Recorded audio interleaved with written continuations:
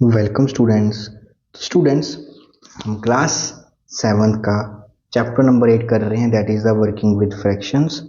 तो हमें ये मल्टीप्लाइज निकालने हैं with the help of unit square method से, है ना, कि स्क्वायर की हेल्प से हमने इसको निकालना है।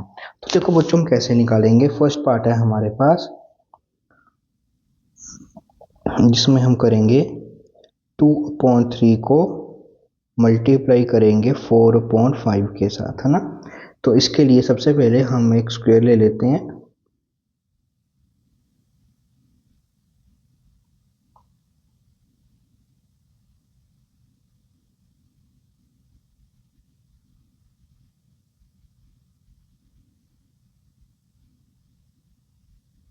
तो मैंने किया एक स्क्वायर ले लिया। अब नीचे हमें 3 गिवन है ना। तो सबसे पहले हम इसको 3 इक्वल पार्ट्स में डिवाइड करते हैं। ये हमारा फर्स्ट हो जाएगा हमारे पास, कुछ यहाँ पे अगला हो जाएगा, कुछ यहाँ पे।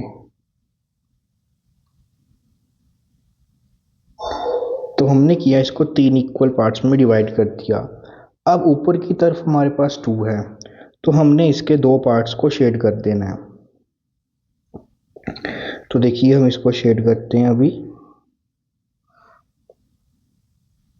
ये वाला और ये हमारा 2/3 रिप्रेजेंट कर देगा। तो जल्दी से हम इसको शेड करते हैं। तो हमने क्या किया बेटा, इसको हमने शेड कर दिया है। तो अभी हमारे पास नीचे यहाँ पे हमारे पास पड़ा है 5। तो अब हम इसको 5 इक्वल पार्ट्स में डिवाइड करेंगे। देखिए कैसे, 1 2 3 4 और ये 5। हमने इसको 5 इक्वल पार्ट्स में डिवाइड कर दिया है। अब हमें कितना पार्ट शेड करना है, इसके 4 पार्ट शेड करने हैं ना। तो अभी हम इसको 4 पार्ट इसके शेड करेंगे। ठीक है, जो ये ब्लू वाला शेड किया था। ठीक है, अब हमने इसको देखिए, ये 1 2 3 5 पार्ट में डिवाइड करना था।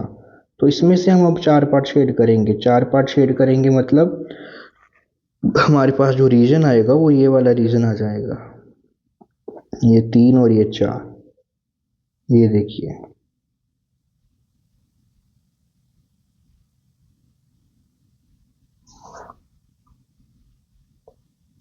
तो बच्चा लोग हमारे पास ये वाला रीजन है वो आपका शेड हो जाएगा, ये सारा का सारा। तो जल्दी से हम इसको शेड कर लेते हैं।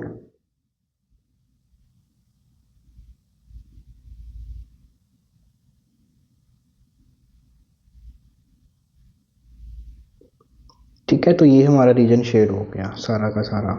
ठीक है, तो अब हम देखते हैं कि ये हमारे पास क्या रिप्रेजेंट कर रहे हैं। अगर हम नंबर ऑफ बॉक्सेस की बात करें तो देखिए, 1 2 3 4 5 6 7 8 9 10 11 12 13 14 15। तो टोटल हमारे पास इसमें जो है 15 बॉक्सेस आ रहे हैं। और उसमें से हमने शेड कितना किया हुआ है फाइनली, 1 2 3 4 5 6 7 8। तो इसका जो आंसर आ जाएगा वो 8/15 आ जाएगा हमारे पास। ठीक है, तो होप सो आपको अच्छे से समझ में आया होगा। अगला पार्ट करते हैं अब हम।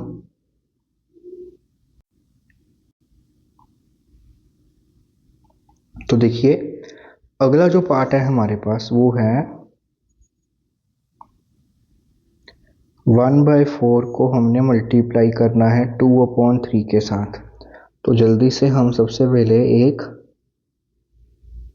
स्क्वायर बना लेते हैं। तो नीचे यहाँ पे 4 है, तो 4 इक्वल पार्ट्स में डिवाइड करते हैं।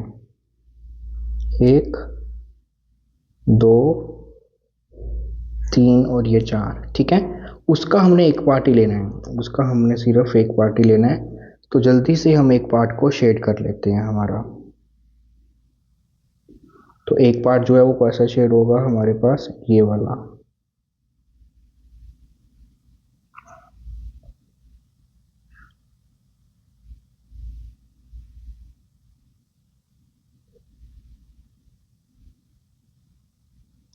तो हमने हमारा एक पार्ट जो है उसको शेड अप कर लिया। अभी नीचे है 3, तो हमें इसको 3 इक्वल पार्ट्स में डिवाइड करना है, 1 2 और 3, और उसमें से अब 2 है। अब जो हमने ये शेड किया था उसमें से इसके 2 पार्ट्स ले लेने हैं। तो जब अगर हम इसके 2 पार्ट्स लेंगे तो रीजन आएगा हमारे पास ये वाला।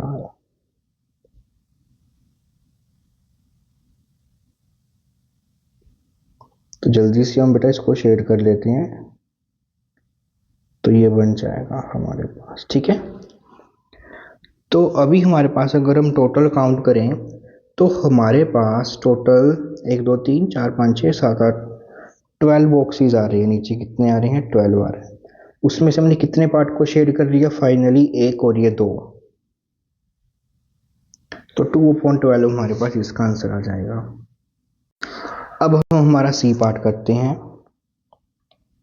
3/5 मल्टीप्लाई बाय 1/2। तो जल्दी से हम हमारा एक यूनिट स्क्वायर बना लेते हैं।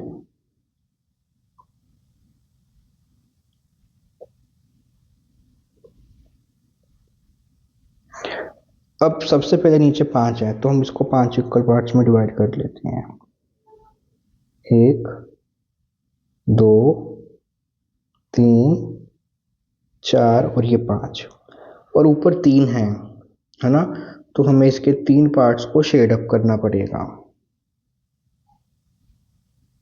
हमें इसके 3 पार्ट्स को शेड अप करते हैं। तो 3 पार्ट्स इसके कौन कौन से होंगे? ये देखिए, ये वाला, देन ये, और फिर ये वाला।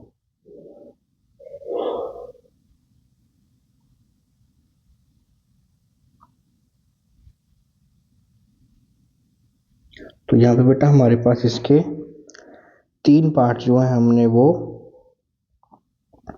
शेड कर लिए हैं। अभी 2 आ रहा है, तो उसको 2 इक्वल पार्ट्स में डिवाइड करना है, तो वो सिंपली हमारा ऐसे डिवाइड हो जाएगा। और उसका सिर्फ एक पार्ट ही लेना है। जो ये ब्लू वाले को हमने 2 इक्वल पार्ट्स में डिवाइड किया है, उसका सिर्फ एक पार्ट ही लेना है। तो हमें अब फिर से शेड करना पड़ेगा।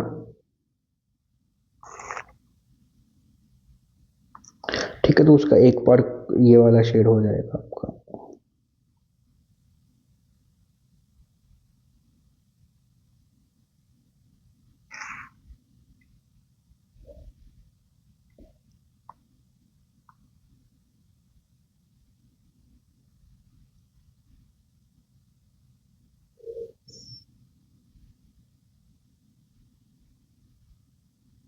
ठीक है, तो बस अभी हमने फिर से वैसे ही इसको काउंट कर लेना है।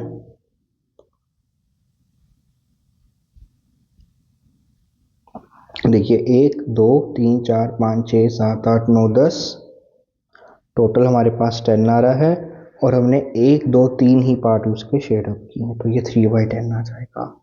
तो इसी तरह से बेटा आप डी पार्ट भी कर सकते हो, है ना? पहले 6 पार्ट में, फिर उसके 4 लेके 5 वो 3, है ना? तो ये भी आप इजीली वैसे ही कर सकते हो। तो बच्चों अब हम अगला पार्ट करते हैं। अब ध्यान से देखिए, है ना? जैसे हमने किए बिल्कुल ठीक है। 5/12 और 7/18 को करना है ना? तो देखिए अब नीचे काफ़ी बड़े नंबर आ चुके हैं, तो अगर हम इसको वैसे ही पहले 12 पार्ट्स में डिवाइड करेंगे, फिर 18 पार्ट्स में डिवाइड 5 पार्ट लेंगे, फिर तो ऐसे क्या होगा कि इसको उस मेथड से करने से बहुत ज़्यादा टाइम लगेगा, है ना? तो इसका दूसरा मेथड क्या है कि सबसे पहले हमारे पास क्या है, यहाँ पे 5/12 है ना?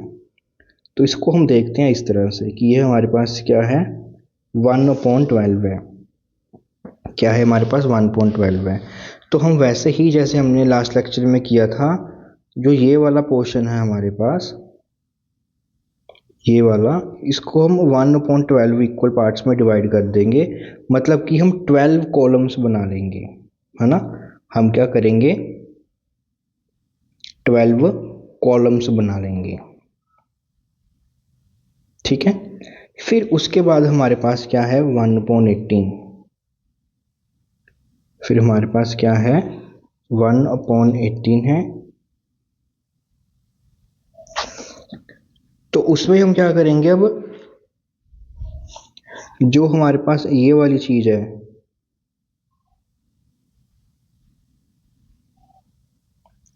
इसको 1/18 पार्ट्स में डिवाइड कर देंगे।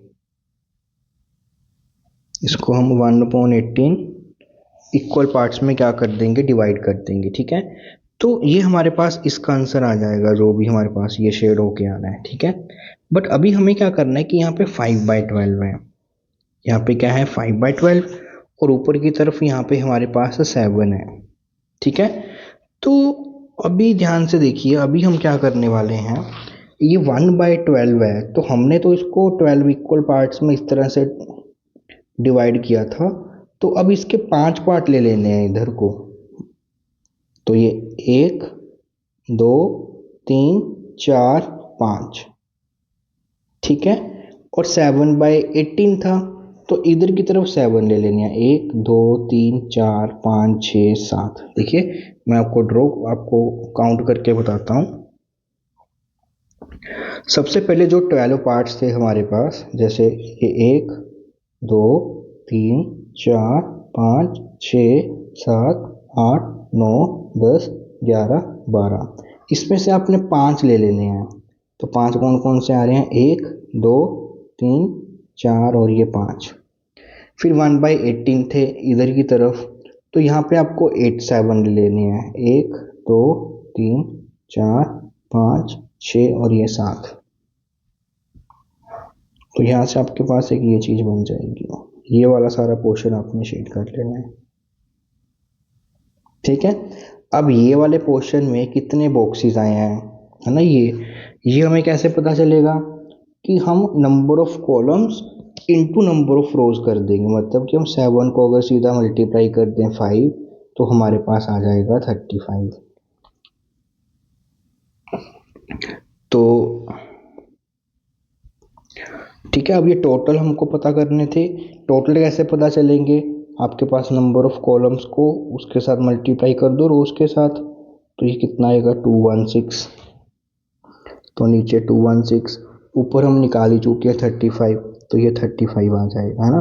तो कहने का मतलब क्या है, इसका जो आंसर बन रहा है वो कैसे बन रहा है कि आप ऊपर वालों को मल्टीप्लाई कर दो आपस में, तो ये 5 × 7 हो जाएगा, और नीचे वालों को आपस में मल्टीप्लाई कर दो, तो ये 12 × 18 बन जाएगा। तो ये बन जाएगा 35/216।